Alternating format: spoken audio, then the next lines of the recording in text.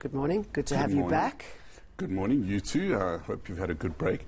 And just like the ANC has its fantasy promises on January 8th of fictitious things it's going to come out with, CES every year has slightly more fantastical things. They are real because we can see them. They've actually produced them. But whether they become hit products is another matter. And of course, you know, some of the more fanciful ones are the ones that we always talk about. But in Samsung's case, I've got to say I really want one.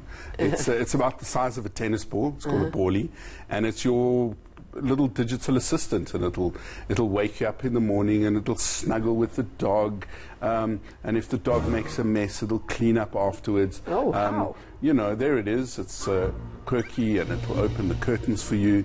I mean, obviously, you have to live in a house that has all of this stuff. As well, then. Yes, that monitor that you've just seen, that's the most interesting product I've actually thought that's come out, because what it is a TV monitor that can either be vertical or horizontal. So we saw it in the vertical mode.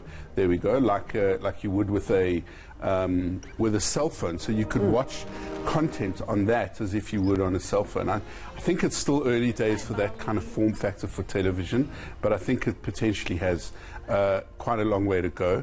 I don't know what the corgi reference is. Maybe it's got something to do with Netflix and The Crown. I don't know. Yeah. No royals' dogs have ever been this much in focus, have they? No.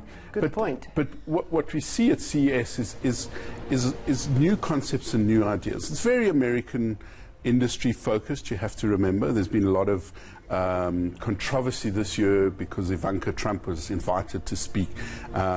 And there's always been an undercurrent of lack of representation from women speakers and women executives in the American tech industry. Why choose her? That's exactly what people are saying. So very controversial.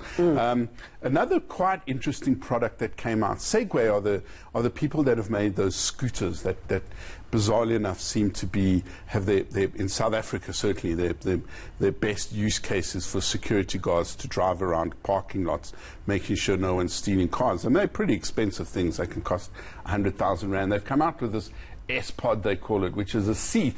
You can sit in it and drive around. Similar concept. You know, it has a gyroscope, so it knows which way is up, so you lean the way you want to go. Obviously, it would be fantastic for older people. My mother's 91. I would get her something like this. But then again, you really need good balance. You tip too far forward, you might fall out. I don't know. I haven't had a chance to play with it yet. But it just shows you the kind of expanding role that technology sees for itself. You know, Segway originally was seen as a part of the process was it was trying to get FDA approval so that it could be sold or bought by medical aids for people. Turns out their best use case is car guards. And they've been very successful. And again, if anyone wants to find out more, we've got the best apps. all the trends of the year, plus our app awards, everything you need to know there in Stuff magazine.